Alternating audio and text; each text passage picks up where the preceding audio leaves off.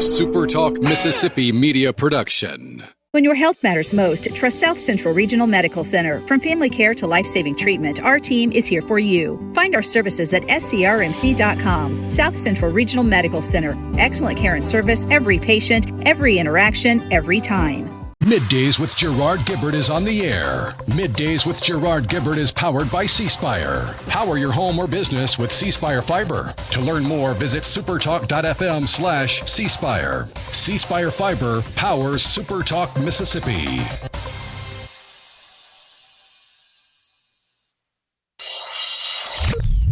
Get ready to go beyond the headlines and join a meaningful conversation with people from around the state.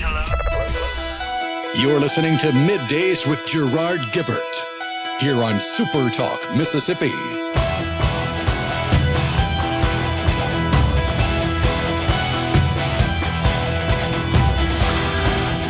Good morning to you on a Monday morning, a very special Monday morning.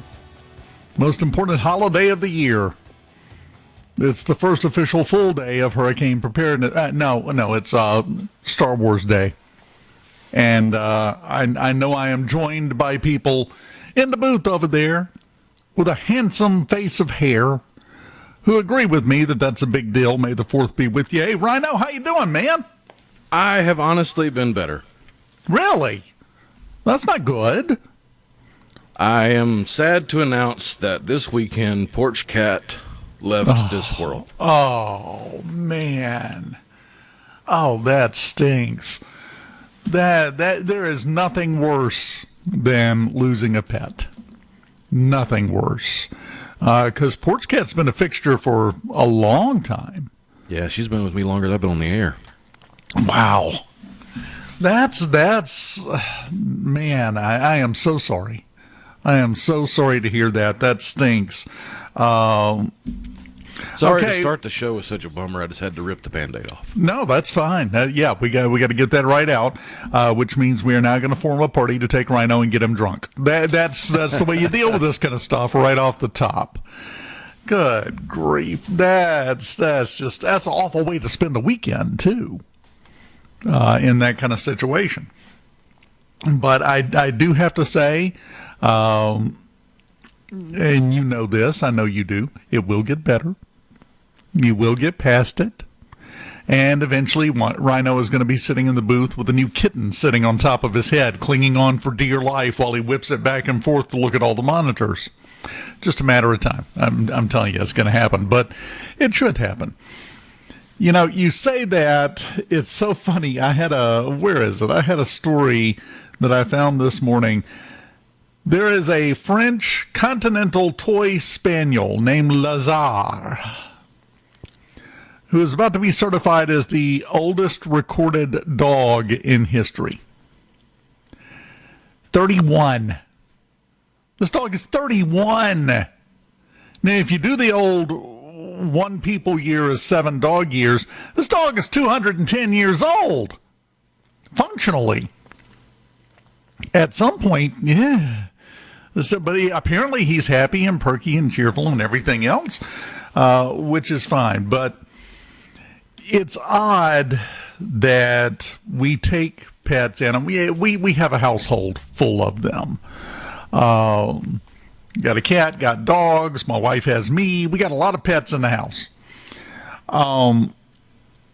It's odd that we take them in, they become a member of our family, and we know from the outset they're not going to be here long. They're here for a good time, not a long time. All of them. And it's just odd that we put ourselves through that. We get the good times, and then the bad time hits hard because you really get attached to pets, especially if they've been around 72 years like Porch Cat was. If Porch Cat was here and could speak English, Porch Cat would say, meh, and that's about it, you know. But we bring them in, we make them a part of our life, and there are 2 groups of people on the planet. The ones that know exactly what Rhino is going through, and the jerks. That's the two groups that exist. So feel free to spend a few minutes here and sort yourself into your appropriate group, and we'll move on. But my condolences, man. I hate to hear that. I hate to hear that. I really do. Boy, I have enjoyed the travails and trials of Porch Cat over the years.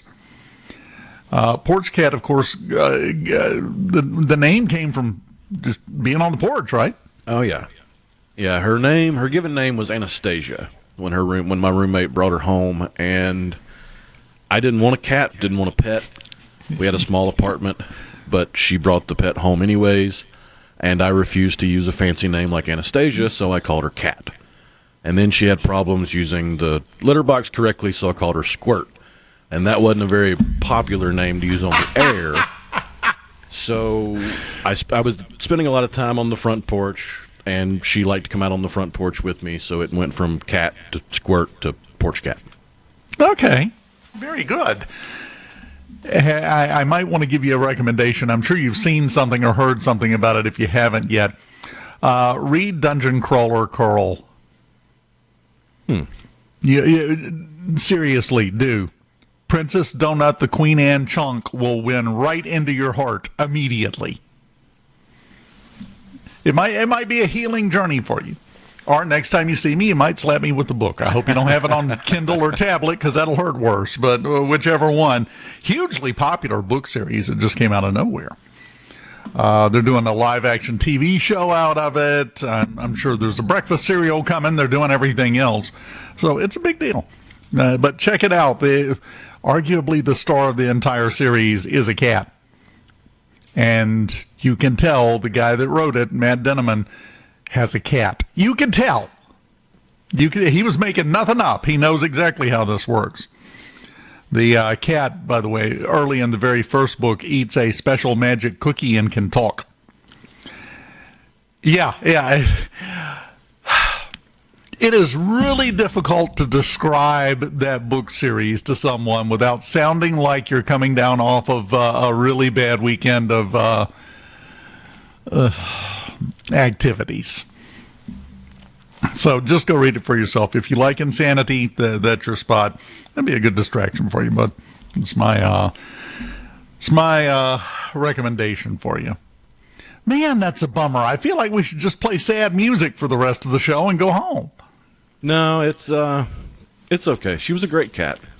The way I look at it is they're like little angels. They're just here to share their unconditional love, and then they go because they gave it their all. Look at it from another way.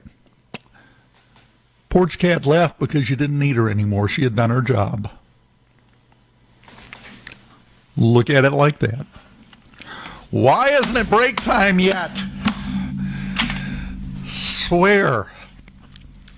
Rhino cut the legs right out from under me, right up at the start here, but that's okay. Like you said, rip the Band-Aid off, get it out of the way. Got a lot of stuff to talk about that honestly I'm not interested in right this moment. I got a whole list, but we will get to it. We got a lot of stuff. And coming up next hour, start of next hour, we got former Congressman Gregg Harper, who will have some great insight into a lot of ridiculousness that's going on. And we are overstocked on ridiculousness in America right now. So he can weigh in on all sorts of stuff.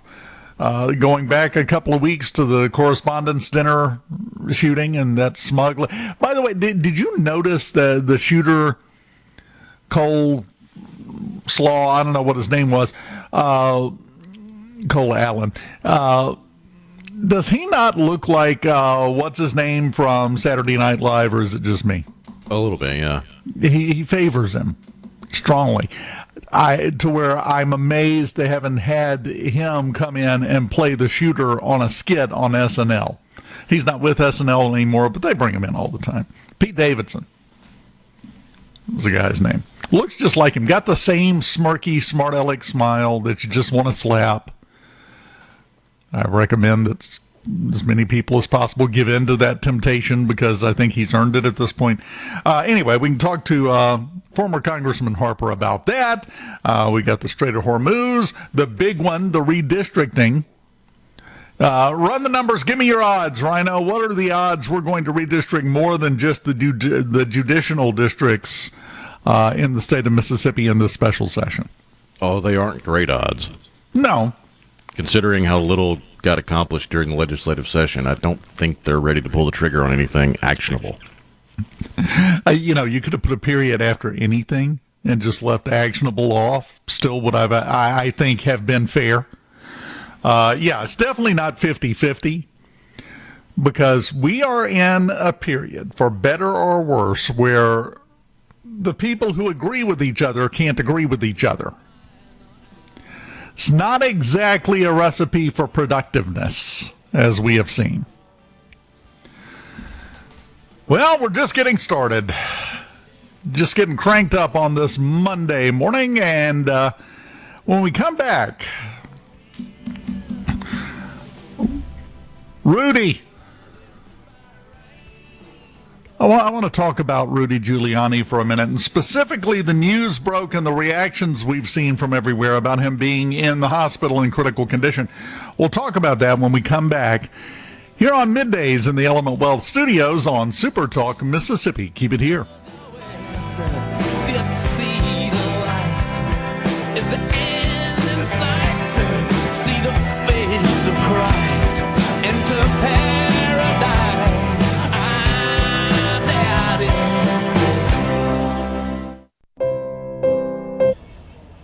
This segment of Middays with Gerard Gibert is brought to you by Covington County Hospital in Collins, where your health matters. Now back to Middays with Gerard here on Super Talk, Mississippi.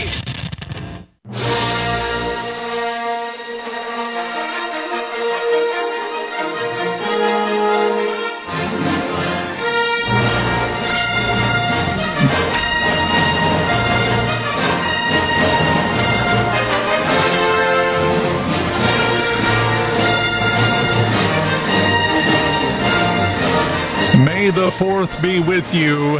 It popped up on my socials again over the weekend. A couple of years back, Disney Plus put out a thing and told people to tag it with May the 4th, asking Star Wars question.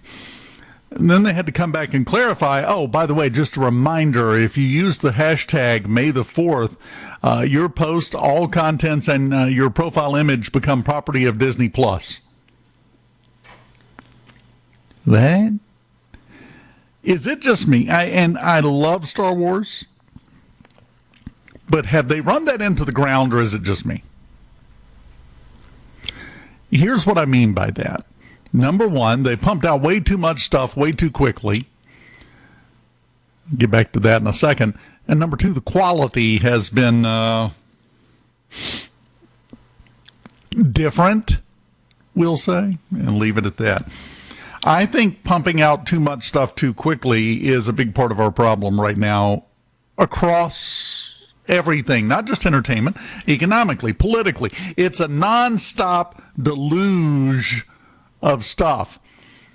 I think you get better results when you let things breathe a little bit. There is no breathing space left out there. If you didn't like that Marvel movie, which I love Marvel movies, if I've told my wife once, I've told her 1,000,000 times, I would have beaten any 5 people you pointed out with a baseball bat if I could have had these movies when I was 10. So, yeah, all for it.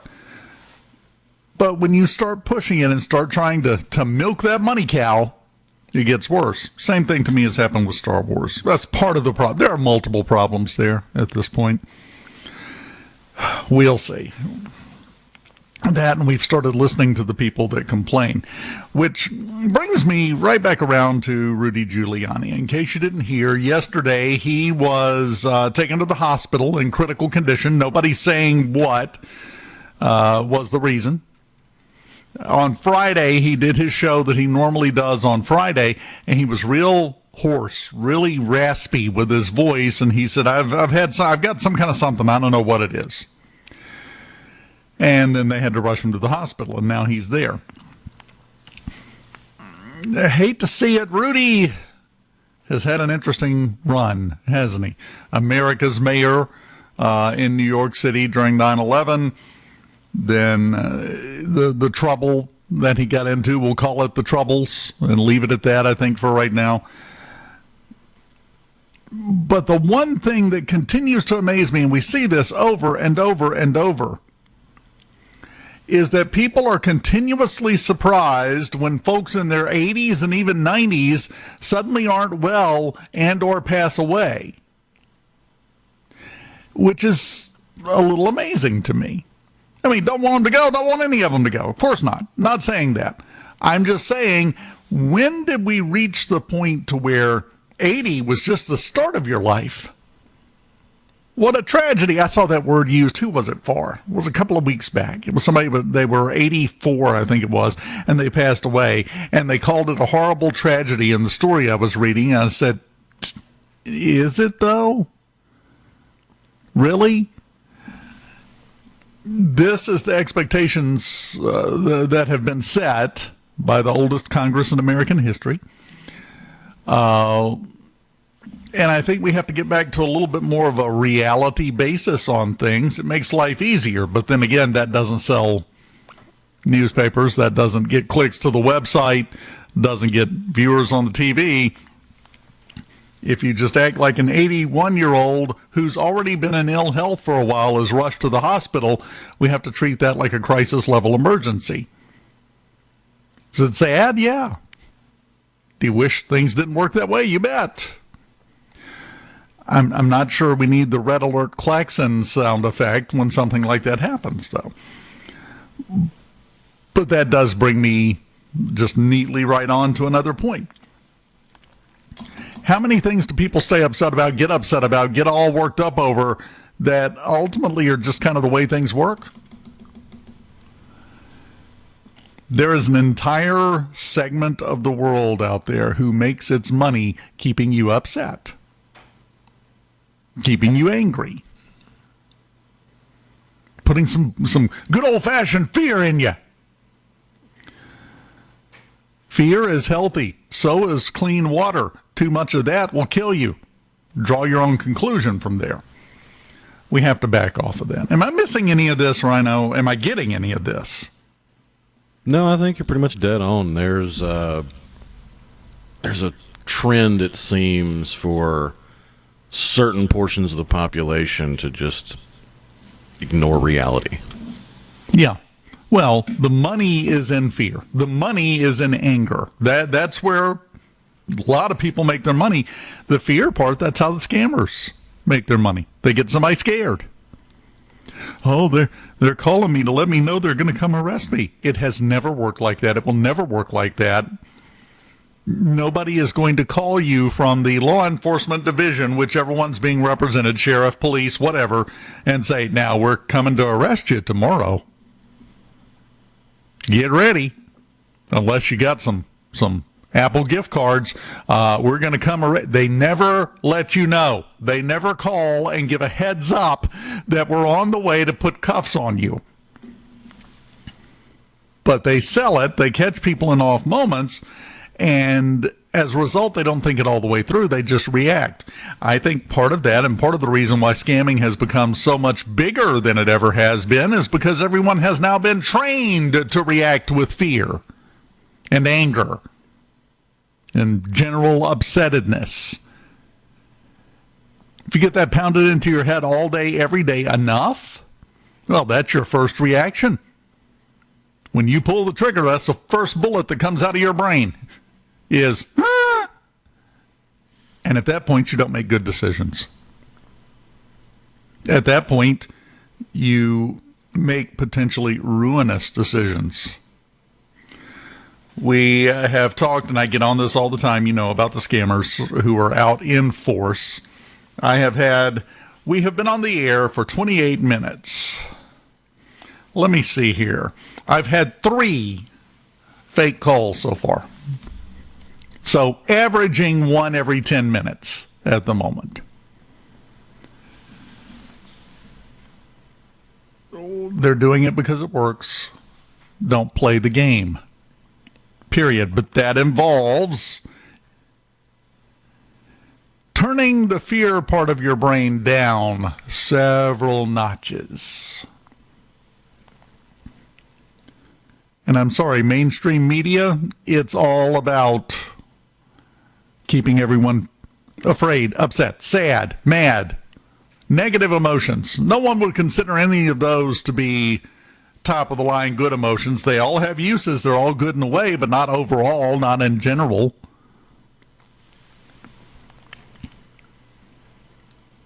Scammers don't work on the principle of making you happy. Where are the scammers saying you just, you just want a pony? Just meet me here. And when you get there, they just roll you and take your wallet. That doesn't happen, and you don't get the same response rate as if you scare someone instead. Or make them angry, which is how fundraising works. Don't give in. Be your own person. And learn to laugh at most things. Even if you don't think it's funny at first, laugh and watch what happens. Do it. Back when I started in broadcasting, back in the late 1700s, it feels like it most days, they taught and still teach, if you don't have a camera, SuperTalk TV on the air, as always, but they taught, I taught others, when you get behind the microphone, even if you're having a lousy day, plaster a big, goofy, ridiculous-looking fake smile on your face, and it changes the way you sound. It changes the way people process what you're saying. Even if you don't feel it, doesn't have to be sincere. Just slap it on there. You talking through a smile affects how other people react to you and deal with you. Now imagine laughing at scammers. Try it. Fake it. Please fake it. Try it. See what happens. Every time somebody you pick up that they're trying to get you upset, start laughing at them instead. Not joking, not making fun of them, just laughing at them. Watch what happens. It's like magic. We'll continue on this Monday morning here on Middays in the Element Wealth Studios right after this. Keep it here.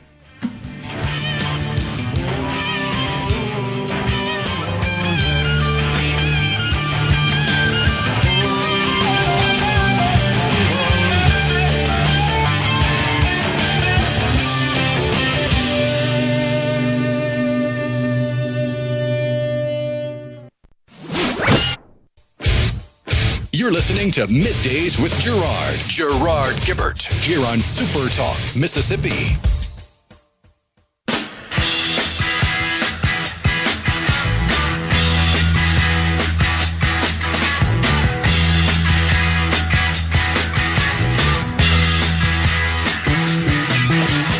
Get your motor running, head out on the highway, looking for adventure. And whatever comes our way, yeah, darling, go make it happen. Welcome back, the Element Wealth Studios. Business picking up on this Monday. Mentioned it earlier, but I wanted to go back and touch on the fact that the governor has officially declared this to be Hurricane Preparedness Week. Started yesterday, goes through the 9th. We do this every year, kind of getting ready, and you may think, why the 1st of May? Well, we now have less than a month until technically the start of hurricane season in June, but you have to start early. A lot of people don't give any thought to hurricane season until there is a storm in the Gulf. Not until the start of the season, until you've got 2 days. And that's how we wind up with everybody loading their buggies down with pallets of water and, for some unfathomable reason, perishable goods. If the power goes out, I want to make sure I've got enough milk and bread. Never will I understand that instinct, but everyone does it. You start preparing now. Go ahead, get your water now. There's plenty to choose from. Nobody's paying attention. You got to sneak in early. That's the point of Hurricane Preparedness Week. You've got to make sure that you're ready for everything, for anything. And it's not just supplies. It's getting your house together, figuring out, if there's something, especially if you're down on the coast, if there's one coming in, what you going to do? Where are you going to go? How are you going to pull this off? Make your plan now, because then when it hits and everyone else is running around with their hair on fire in a panic, I did that once. Back when I was younger, I panicked. That's why I don't have any hair now. It all burned off. You need to get everything laid out. Write it down. That's fine. That way you're ready, and there's less thinking involved when it actually comes up. You know where the plywood is to put over the windows. You know where the nails or however you're fastening it. You know where that's at. You know where everything's at. You know exactly the process. You can be done in 30 minutes. There's a reason astronauts and pilots have checklists. Yes. Make a checklist. It's a perfect term for it. We see it every time, though. When a storm pops up, and it's in the Gulf, there are lines at the home goods stores, the lumber stores, people desperately trying to get their hands on some plywood, desperately trying to, again, get the water, get the other supplies, and get everything ready. Right now, we've only got a day or two. If your kid had a big project due in school, they were given this project 2 months ago. They've known when the due date was. And the night before at 8:30, they go, by the way, I need 6 sheets of poster paper and some new markers and some glue and a bagel. You're going to come unglued. You wait until the last minute. Well, don't be your kids. It's the best advice I can give you. Don't be them. Go ahead and get ready early. Hurricane preparedness is something we didn't need last year. That's nice. It's been a while so far. Officially, there has not been a single tropical system in the Gulf of America. Never happened. They renamed it and it stopped. Mother Nature said, yeah, okay, I'm going to leave you alone. Never mind. And I say all of this because each day of Hurricane Preparedness Week has a theme. Yesterday was Know Your Risk. We live in Mississippi. We have a risk. There you go. Now you know. But that's also speaking about things like, how sturdy is that big tree right next to the house? Got a buddy with a tree service? Might want to call him. Today officially is Prepare Before Hurricane Season, which is exactly the message I'm giving you. Now, having said that, Rhino, just like I do, that over 50% of the population isn't going to do a thing. They're not even going to have a flashlight with a working battery in it when the storm runs through. We know that's going to happen, no matter what we say. What we are doing is engaging in my favorite activity, which is securing told-you-so rights to use in the future for my own enjoyment. But all we can do is get the word out and hope people listen. Tomorrow, by the way, is Understand Forecast Information. Long time I've been doing this. The forecast information is a bit opaque to some people. Sometimes folks, especially these days, try to dig too deeply into it, and they wind up with incorrect information because, they don't really know what they're looking at. Find a trusted source, National Hurricane Center, and listen to them. And they'll tell you. If you're willing to listen, they'll tell you. May 6th, get moving when a storm threatens?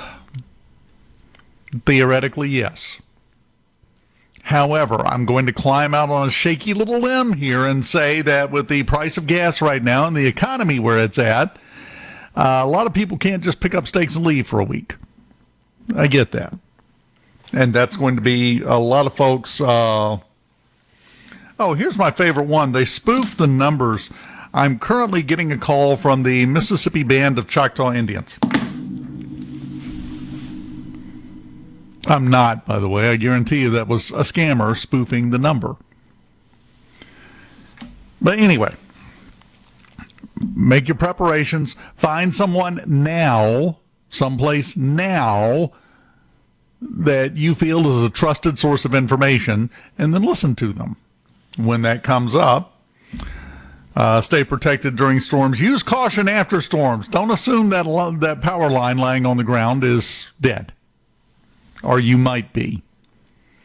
And then all the way at the end, May 9th, the theme of that day is Take Action Today on Saturday. That's kind of the whole point. So go ahead and start giving it some thought. See, that's the beautiful part. We're not in a rush. You don't have to get it all done right now, immediately. But as Rhino pointed out, astronauts have checklists for a reason. Everybody, I've got checklists everywhere. Got a dry erase board. My wife uses the calendar on the wall as a diary. I've got 2 different legal pads on my desk. I keep notes in my computer. I got notes everywhere. If I didn't make notes, I wouldn't be sitting here right now. I'd still be at home going, wow, it seems like there was something I was supposed to do today. So go ahead. Step 1. Very nice, very calm. Make it a family activity. Have some fun with it. And make your checklist. Make your list of what you need to do, and then put it in the order it needs to be done in. And then make sure everybody knows where the checklist is. That's the other catch to this. Once you've taken care of that, it's smooth sailing when and if a storm blows up into the Gulf of Mexico. I'm just trying to figure out which day they should partner with Ron White. It's not that the wind is blowing. It's what the wind is blowing. Bingo. Bingo. You can get taken out by a trampoline in a heartbeat. That was not a mistake, by the way. I said when a storm enters the Gulf of Mexico, I think we suspend the Gulf of America name when a storm moves in until it's gone, and then we put it right back.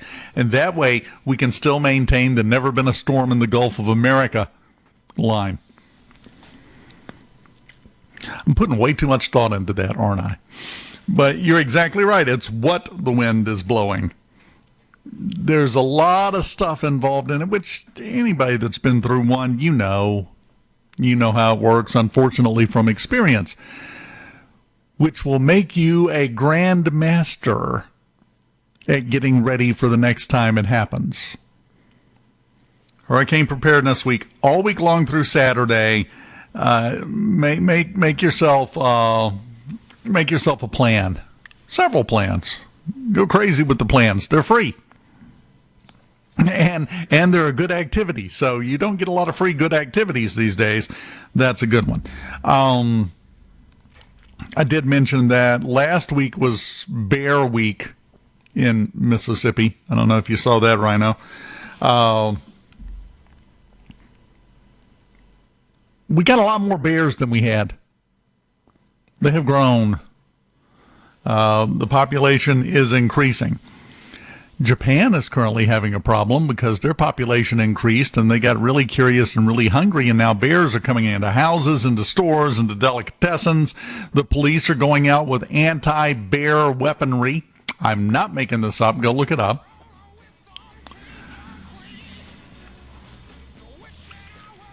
We're not there. You've seen how they practice for that in Japan. Yes. They draw lots and put somebody in a bear costume. And then the guy who the loses. Yes. He's out there getting tased. He's getting beaten with sticks. He's getting pepper gassed. All he wanted was a picnic basket.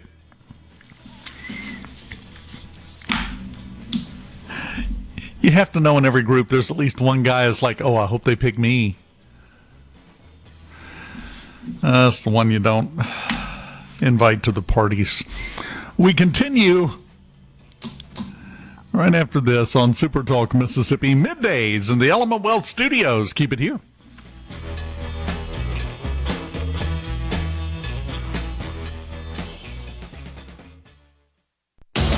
Hello.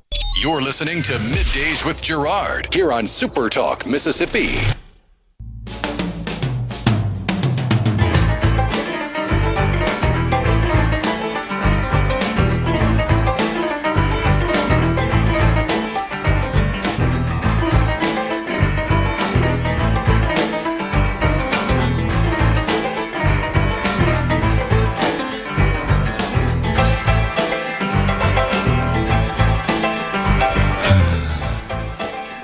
Welcome back.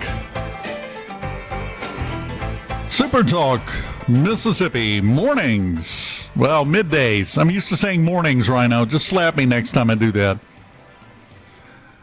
I got SuperTalk, Mississippi right. We're good there. We're in the Element Wealth studios. I also know that, so things are going fantastic. Coming up after the news at the top of the hour, former 3rd District Congressman Gregg Harper joins us.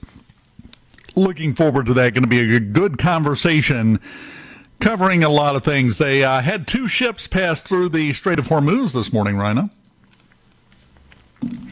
I did not think it would take this long. I also did not think it would be so few, just to be honest. Having said that, though, baby steps. That's what we're doing. The whole thing, they're calling it Project Freedom, where the U.S. military is facilitating the passage of all of these civilian non-combatant ships from countries that have nothing to do with this, letting them pass through. Which, I mean, in fairness, they've had over 200 ships go through the blockade since it started. Yeah. Yeah. Now, there used to be hundreds a day, though. So it's still a major drop-off in what's going on. I got a question for you. We in America are a net exporter of oil. And when you look at it at first blush, you're trying to figure out, okay, why are our gas prices going up? It's a very complicated, intricate web of back and forth trading through various countries. And when we're exporting, it's supply and demand. Demand stays the same and supply drops down, price goes up pretty much everywhere. And that's what we're seeing here, even though we make more than enough to take care of ourselves. But it's never quite that simple. There are, complicated processes involved where, we send out a ton of oil. We buy oil from other countries. It's all part of keeping the machinery in motion and grinding, basically. Having said that, it was not that long ago. I was talking to my wife over the weekend when we filled up. If you had your windows open, you probably heard me whining from wherever you're at. As we approach $4, get a little over $4 a gallon at the pump. Diesel drivers, my deepest sympathies, by the way. It's like 5 something for them. It was not that long ago that I was getting excited because I was tracking it every time we went to the pump, and it was just barely over $2 a gallon. Something has to give eventually, doesn't it? I mean, Rhino, you and I have talked about this with the stock market before. It doesn't just go up infinitely forever and ever and ever. There are limits. We tend to not acknowledge that, and we tend to believe that everything can just go up forever. By the way, don't blame your local gas station owner. He's as upset about this as you are. He's not making that money. He's not making a profit on that, or not much, if any at all, on selling gasoline.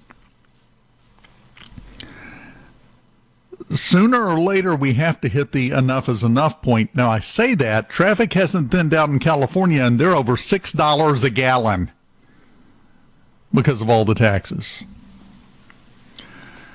So, all we can do is hold on tight for the ride and get this sorted out. I love how Iran keeps coming back with new proposals, new peace plans, 13-point plan, 14-point plan, whatever. And in every single instance, the one thing that's not on there is the only thing that is a make it or break it deal breaker with President Trump, which is we do away with your nuclear program.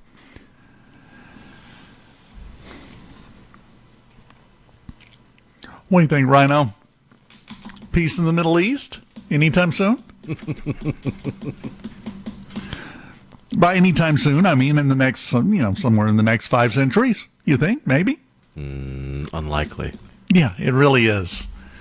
it really is not a surprise that things are going this way. They'll continue to go this way forever. And honestly, it doesn't matter who the president is, doesn't matter who's in Congress, none of it matters. The Middle East is, and always shall be, in my opinion, a powder keg. Coming up after the break, I'm not going to drag him into Middle East tensions, but former Congressman Gregg Harper joins us right after news from SuperTalk Mississippi News and Fox News here on SuperTalk Mississippi in the Element Wealth Studios. Hour number 2 on the way next. Keep it here.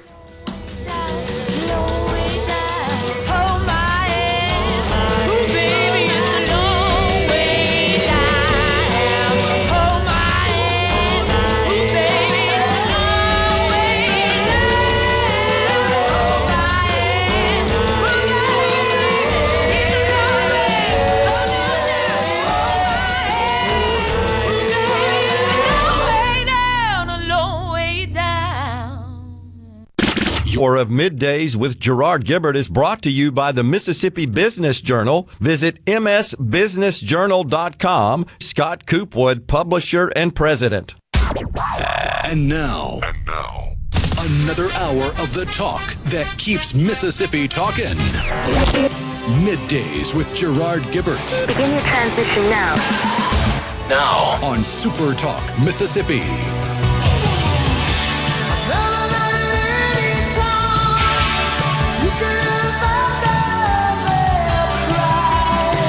Welcome back. Hour number 2 of Middays in the Element Wealth Studios on a Monday morning. And we are joined now by the former 3rd District Congressman from Mississippi, the one and only Mr. Gregg Harper. Greg, how you doing today? Dave, I'm doing great. It's so good to be back on the show with you. Hope you're doing well. Everything going your way, I hope. So far, so good. Now, it's just Monday. I don't want to get out ahead of my skis, so to speak, but I'm thinking it's pretty good. It's early right now. That's it. But it's good to be with you again. You know, I'm hoping we can find something to talk about. There's just nothing going on right now, it seems like. You know, I mean, we've got, just little stuff like, Artemis 2, the rescue of the downed pilots. I mean, Supreme Court. I mean, just you want to, flip a coin and let's just see where you want to go. But, yeah, good night. It's just it's great. It's great if you're in the radio business because you got lots to talk about. We have too much to talk about. That's part of our problem right now. You mentioned it, and I want to get to the Supreme Court and potential redistricting because that's very relevant to your history. But you mentioned it. I'm going to start with Artemis 2 because do you think everybody understands what a big deal that was? Probably, my generation, well, we've done the moon landings, we've done stuff. And so we probably just think it's no big deal, but this is groundbreaking. I mean, this is so incredible what it's going to do and open up. So it's an exciting thing. If you're looking at just, and look, there are two kinds of countries, Dave. There are those that use the metric system, and then there's one that puts men on the moon. So, I mean, this is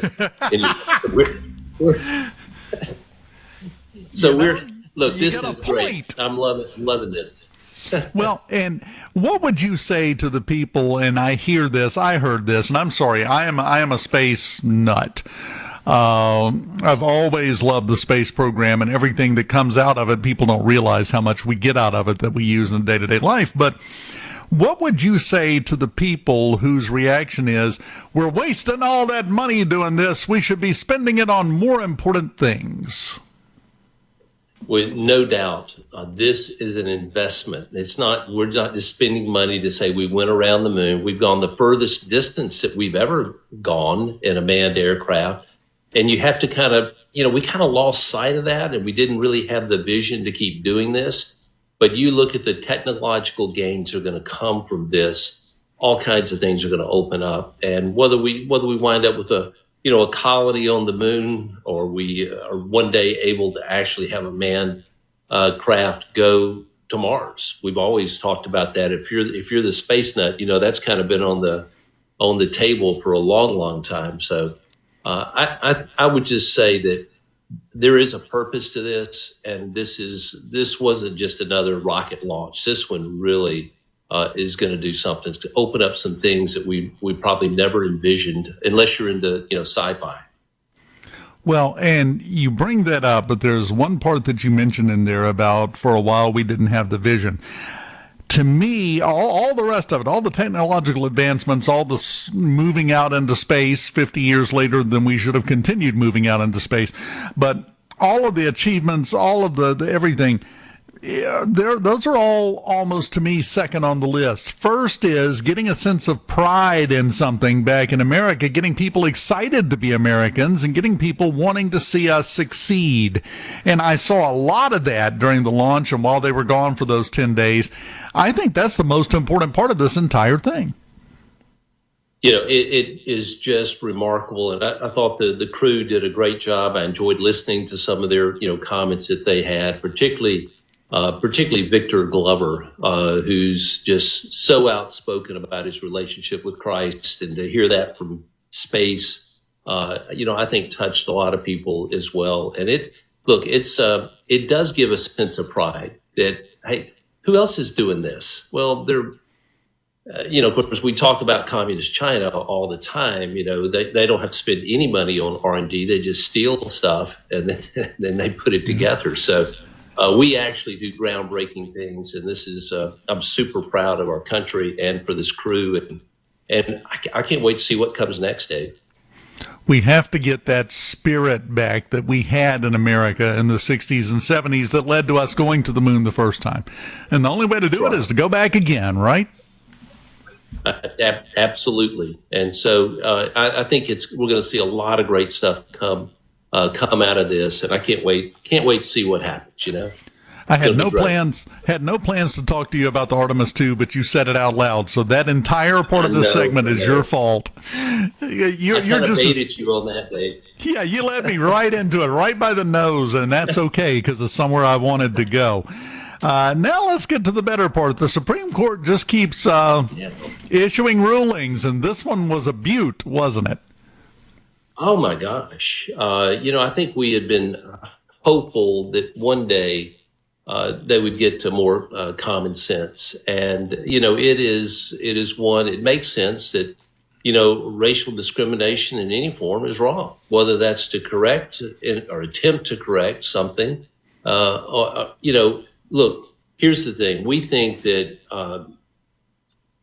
there are those in the Democratic Party that think that, hey, we can never win races as blacks unless we're in a majority-minority district. Well, go tell that in DeSoto County to State Representative Rodney Hall or Sheriff Tuggle, both great African-American leaders that are elected as Republicans in an overwhelming Republican county.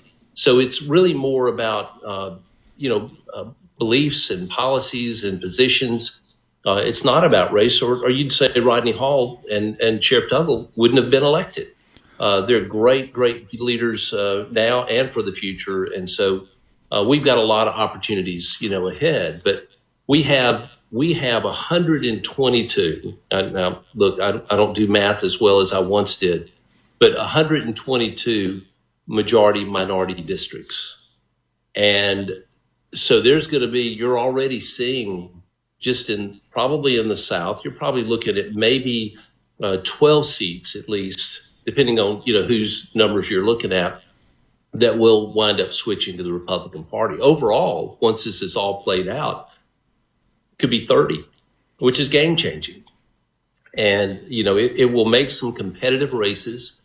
Obviously, there'll be some districts, but they'll be more fairly drawn so that, and look, we've seen it, it wasn't that many years ago before I was in office when they were doing the redistricting. They tried to do the tornado plan in Mississippi, which put DeSoto County and Rankin County in the same district, drew a little line down to connect them.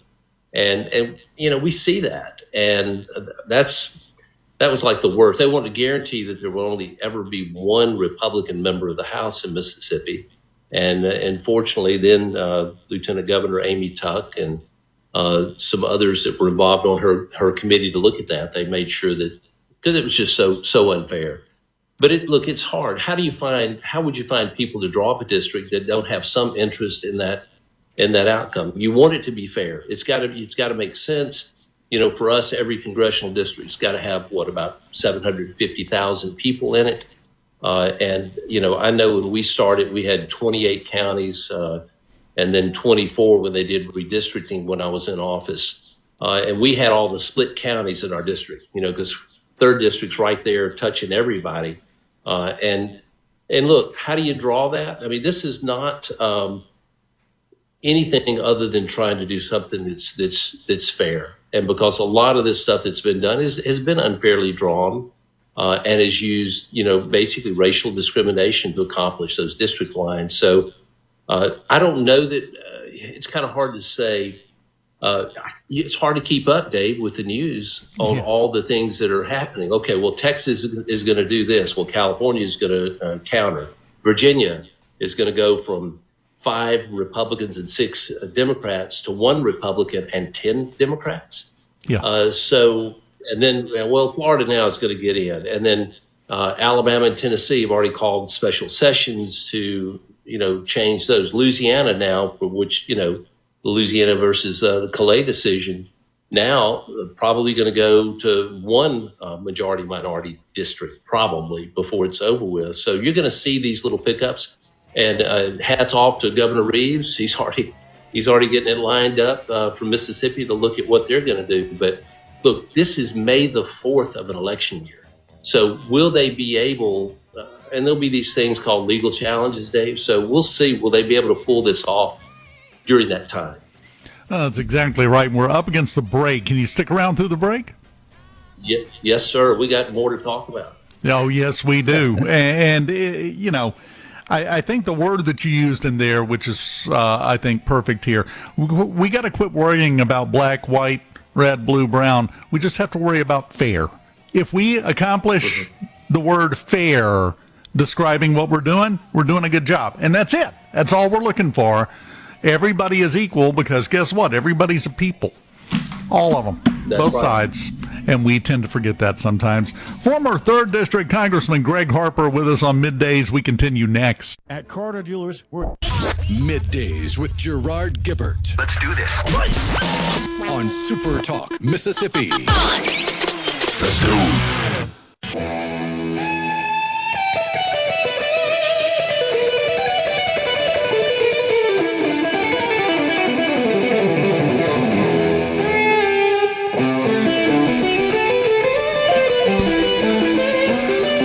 Welcome back. Middays in the Element Wealth Studios. Dave Hughes here, former Congressman Gregg Harper in the studio with us, virtually. Yeah, you're in the studio, in heart, in feeling. That's right, we're here. What do you think? I'm curious as to your opinion. What do you think the odds are that this special session that the governor has set up, he actually set it up before the Supreme Court issued its ruling because he suspected where that was going, and it's supposedly for judicial districts only. What do you think the odds are that'll get expanded to deal with other things? Part of the problem is we don't have a lot of time. Okay, so that could be a factor, but it's definitely going to be, I think, on the table and going to be looked at. And look, I'm not sure what the difference is between Arkansas and Mississippi when it comes to the Voting Rights Act, but there are 4 Republican House members in the state of Arkansas.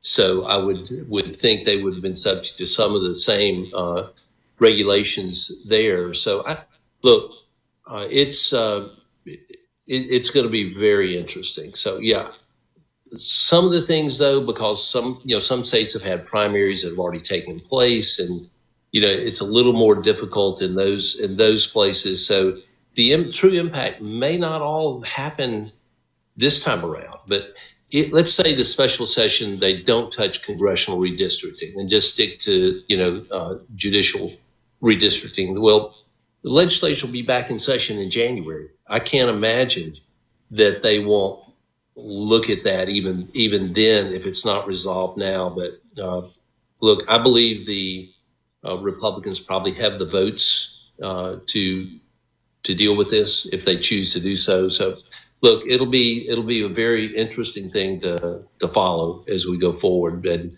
I look at what's happening in the South. We think in the South, because of this ruling, that there were probably 12 seats, or the numbers that we're looking at, that we believe could go into the Republican column. And so are we in a situation where, look, if this goes to its natural progression here, Dave, there is still, most people would have thought, a month ago, there was absolutely no way the Republicans could keep the majority in the House. I think we've got a shot. And I think we had a shot before this, but it's going to come down to just a handful of House seats. And so this may be what pushes it over the edge. But if the deal of these 122 now minority districts, if 30 of them eventually go to the Republican side, then that means long term, for about as far as you can see, Republicans are going to have control. And I think we've got if we can just, try to work together a little bit in the same party, I think we've got a good chance to see some advancement there for the good of the country. And I know this wouldn't, it'd be a little bit more complicated than this, but I asked this question Friday. I'm going to ask it of you now. What's wrong with just taking the map of Mississippi, drawing a line straight down the middle and then a line straight across the middle and saying, there's your 4 districts, next? Can't we do that? Well, you won't get $750,000 in each district. So it's going to come down. Some of these, it'll come down. You don't want to have split precincts. But it will come down to some split counties to get those numbers. And look, we have some areas that are booming and doing really, really well. Obviously the Congressman Thompson's district has had some challenges, and now they stretch the entire Mississippi River and take in Adams and Wilkinson County under the last redistricting plan. So there's a lot to take place, but this is not just a Mississippi issue; it's a national issue. Certainly a southern, an issue for the South. But look, if the complaints that I believe our Democratic friends have is going to be that, hey, you can't win if you do this, if you take away race as a basis for the redistricting, well, go tell that to Byron Donalds in the state of Florida, who's in the House. It's probably going to be the next governor of the state of Florida, and so it's not a valid excuse to say that you can't win in these circumstances. So I think we're going to be in a good spot. Now, there is one other thing, Dave, when we talk about future space missions, future political missions, and things that are going on. What if the Supreme Court does something on the census count of illegals that are here in the country? That at that point, oh my gosh, if you don't count, and I understand you got to count everybody here for the purposes of federal, money that's there, but for the purposes of redistricting, what if you just counted people that were, maybe U.S. citizens? And so who knows what That's crazy talk. Come on. I know. The Supreme Court, you just never know what could happen. I will make one prediction about the next presidential race. I'm predicting that Kamala Harris will not be a candidate. She just bought an $8.1 million house in Malibu. So I'm just going out there on a limb. I think you're probably right, and I think if she's got some advisors she'll finally listen to, she won't come within 500 feet of a presidential candidacy. That did not go very well the last time. But, we go back. You mentioned Byron Donaldson down in Florida. That's one thing that the Democrats miss. They continuously miss it, and they miss it on purpose. And we all know it. They know it. We know it. And that's the fact that it's not whether or not it's a minority candidate or not. It's whether or not they have policies, plans, beliefs, and alignment with the majority of the people. And a lot of times, especially in a place like Florida, that comes down to being conservative, having conservative values. But have you noticed when a minority succeeds as a conservative, well, we don't talk about that. That's not important. I'm not talking about that at all. We try to ignore it. because that undermines their entire argument, doesn't it? It absolutely does. I mean, Byron Donalds is a great example, as is Senator Tim Scott from South Carolina. It's one of the, what a compelling story he has, and one of the finest people you're going to meet anywhere. So they go against that narrative. And that's part of the problem is we can go back and we can look at the propaganda machines that are out there. But yeah, this doesn't go with the story they want to try to tell. But this story with, Representative Donalds and Senator Scott going against the narrative, they don't want you to know, hey, you can do this. You can accomplish anything. There are no excuses. And so I'm excited about the future and what's going to happen here. And I think we've got a great opportunity to get a little more solid foundation here. And so I'm looking forward to seeing what happens in our Mississippi special session in a very near future, and what's going to happen in Tennessee, Alabama, other states, Louisiana. It's going to be an exciting time. Well, and I have every year that passes, I get more cynical, it seems, Greg. My question for you, last one before we're out of time here, having been in Congress, having been there, you would have some authority to speak with on this. Let's say we get that perfect result and we add 30, we pick up 30 Republican seats in the House, and we have a clear majority. The way we're operating right now up on the Hill, is that going to matter? Are we going to be able to get things done? Because it seems like we spend more time fighting each other than we do fighting the good fight.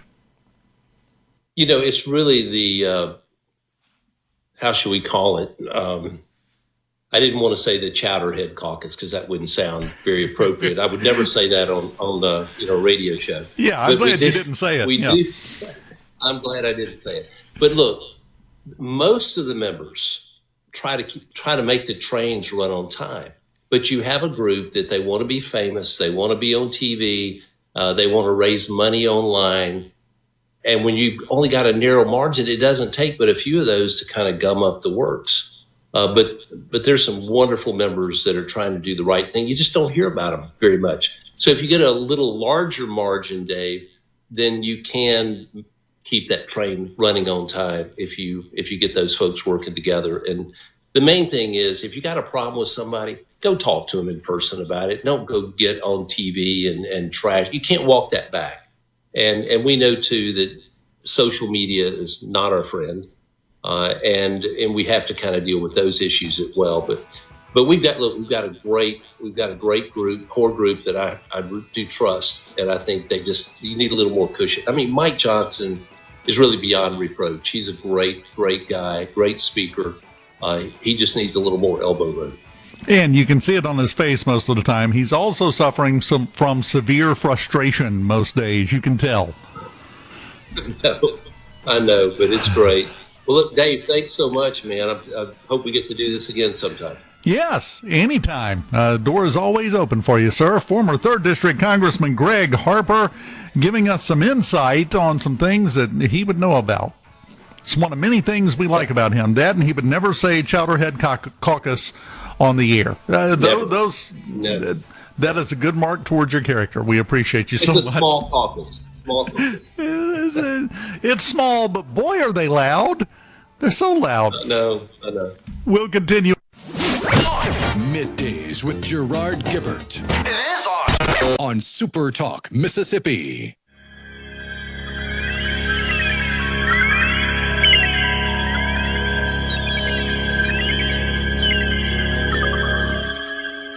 I've just closed my eyes again, climbed aboard the Dreamweaver train,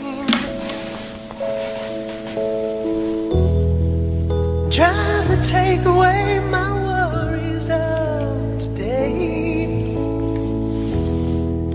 and leave tomorrow behind. Can't interrupt the vocals. There we go. Welcome back. Middays in the Element Wealth Studios. Dave Hughes here. Thanks so much to former Congressman Gregg Harper. Always enjoy talking to him. Always enjoy having him on. The Mississippi Makers Fest is coming back this week, Saturday. What's the weather look like for Saturday? Hopefully it's going to be good. I got some great performers. Band Perry is going to be there and going to have a lot of good stuff. So put that on your list of things to do this week because that's going to be a good one. Rhino, I know you're familiar with the whole GameStop meme stock thing, where people basically bought it and ran up a practically worthless stock at that point. GameStop just over the weekend yesterday bid $125 a share to buy eBay. That would put the valuation of eBay at $55 billion. GameStop's worth $12. Is there someone that can teach me this fancy math where if you've got $12, you can go buy something for $55? Yes, I know there's financing, there's bonds, there's all sorts of things. I really do understand roughly how it works. It just seems a bit silly, especially when we're talking about GameStop. Are they really going to pay that per share, or are they just going to offer, gift cards? At this point, it looks like it could just be bluster to get attention, but you never can tell because they have had a decent injection of capital in the wake of the GameStop meme stock situation.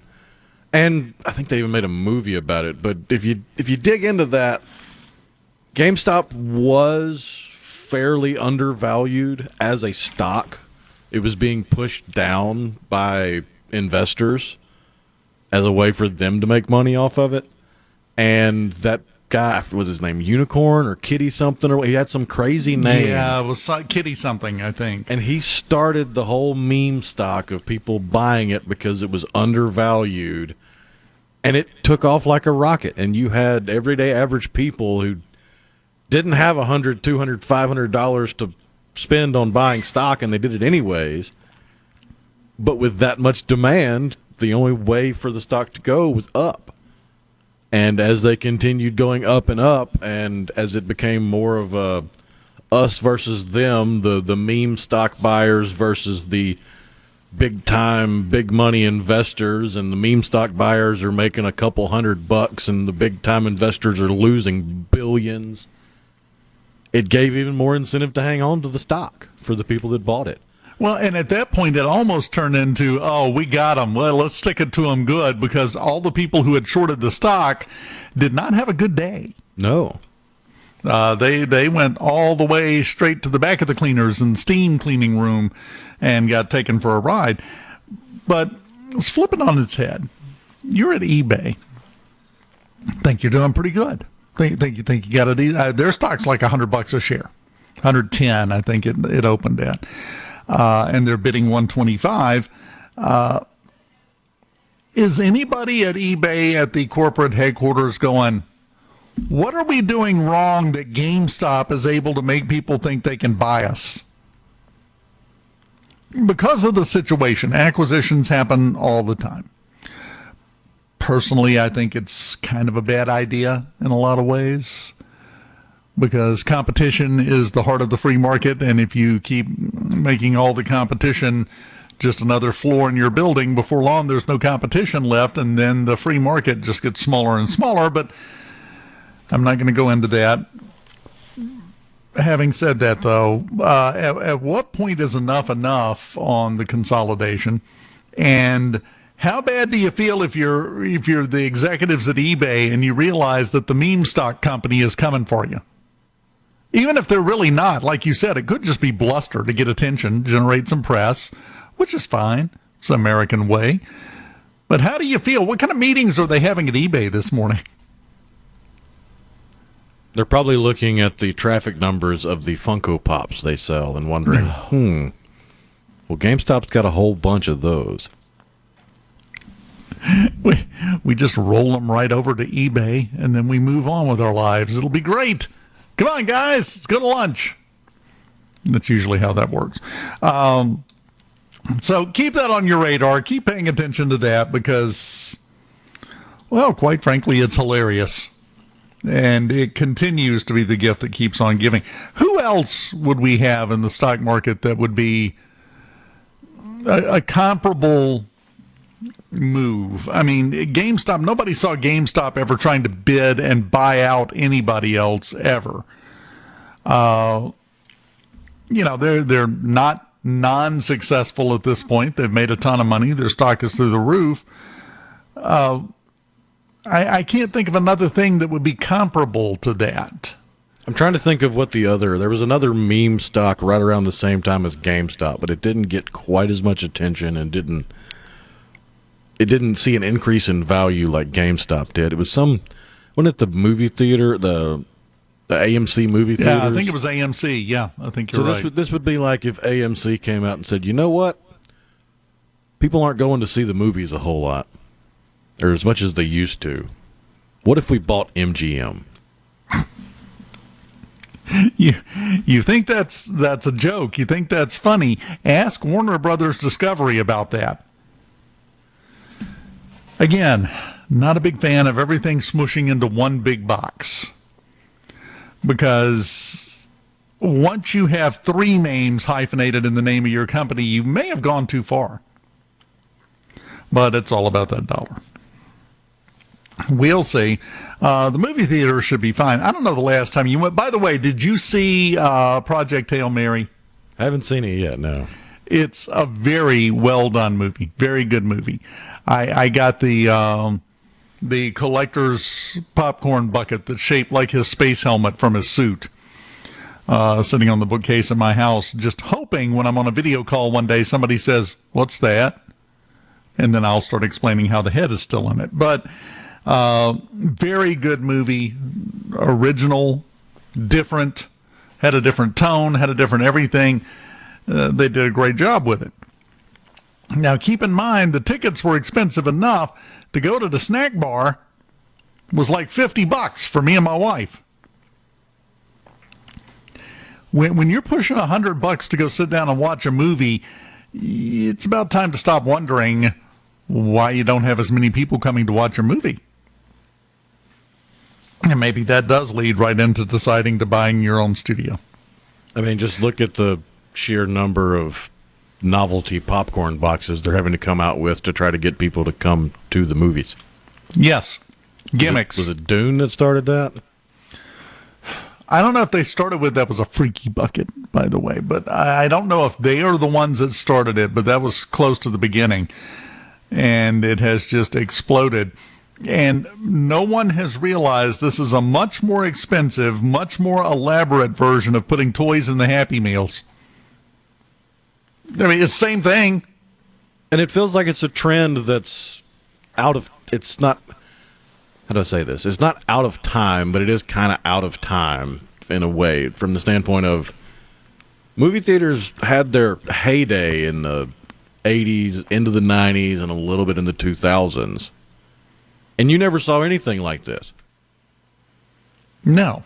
There was tons of cheap plastic tchotchkes available for anything and everything in the 80s, 90s, and 2000s, but you never saw the movie theaters feel the need to, hey, here's a sandworm-shaped bucket. Well, you got to throw some bait on the water if you want the fish to bite. That's the theory there now. But you're exactly right. The other thing I would argue is you didn't have that in the 80s and the 90s and even the early 2000s. Because you don't have to add an extra incentive for somebody to go to the theater to see a non-remake of a reboot. It was all original stuff. It was all new stuff. Look at all of the things that came out in the 80s and went to the theaters, and now we're getting another version of those same exact things again. Yeah, to get the people in for the retreads, you got to give them an incentive. That's my theory. What I know, I bought a $30 plastic space helmet, so I'm not really one to judge. I'll be honest. This morning morning has just kind of blazed right by, buddy. We got one segment left. Not sure where this show went, but got a couple of things to hit before we get out of here and make way for the great outdoors on SuperTalk Mississippi and Middays, live in the Element Wealth Studios. Keep it here. With all your tricks and tones. But when all your games are over, you'll be left with empty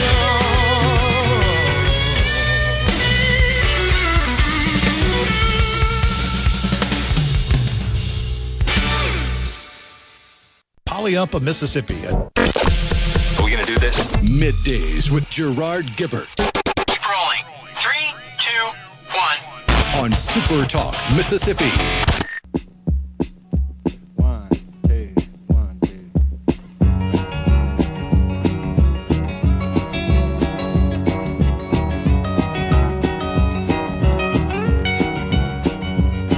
They call me the breeze. I keep low and low. They call me the breeze. The cruise ship with a hantavirus infections on it, they're not letting it dock. There's the least surprising thing I've heard all day. 3 people have passed away, 3 more are severely ill with it, and apparently there's no treatment for hantavirus. There's not much you can do. You treat the symptoms and hope. And it's a very deadly thing. Would you ever go on a cruise, Rhino? I'm not the biggest fan, but my older brother loves them. He goes on a couple a year at least. Long as you realize you're going to, spend a week in a germ-riddled soup of air, yeah, why not? It's not for me, and for other reasons. I've mentioned this before on the air. I swim like a cinder block. There's a giant kadoosh noise, and I vanish. So, cruise ships, not really appealing to me.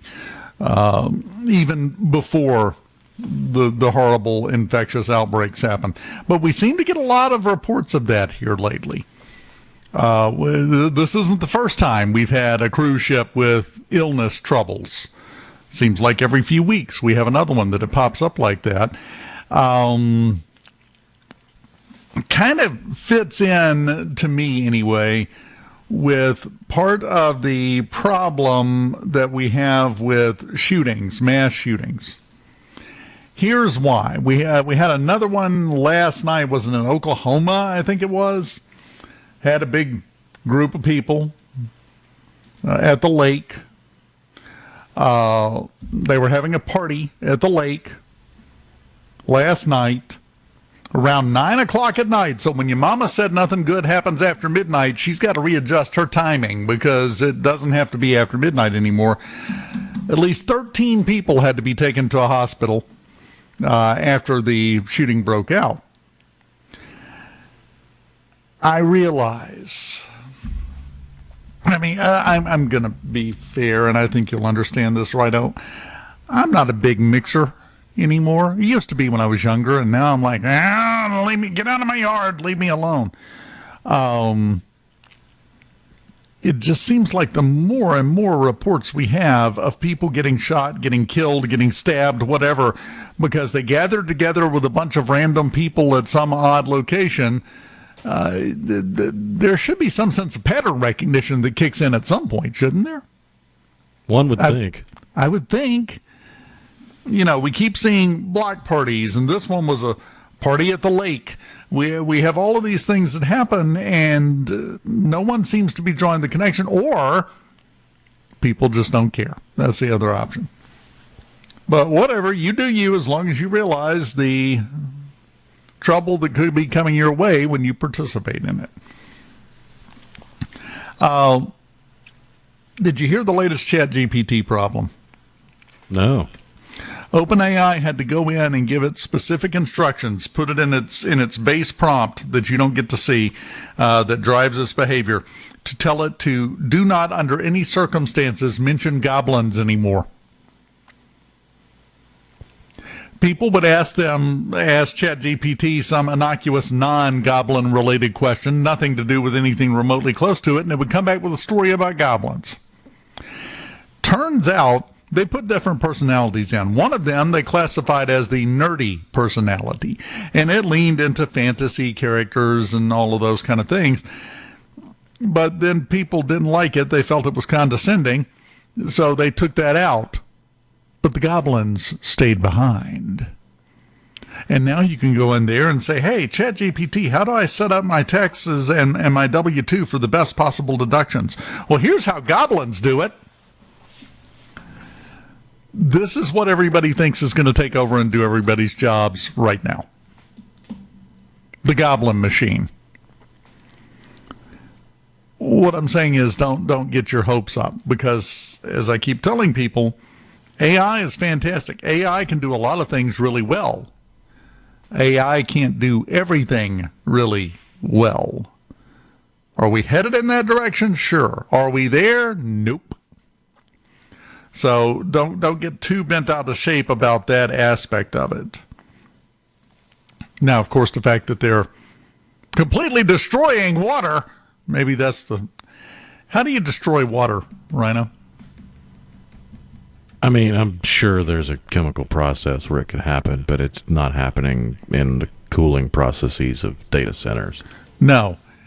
Using water to cool off a hot object, that you just described the job of a fireman. I mean, this is the way it works, and then the water goes up in steam once it gets hot enough, and then it precipitates back down, and oh, we've got water again. Nothing was destroyed there.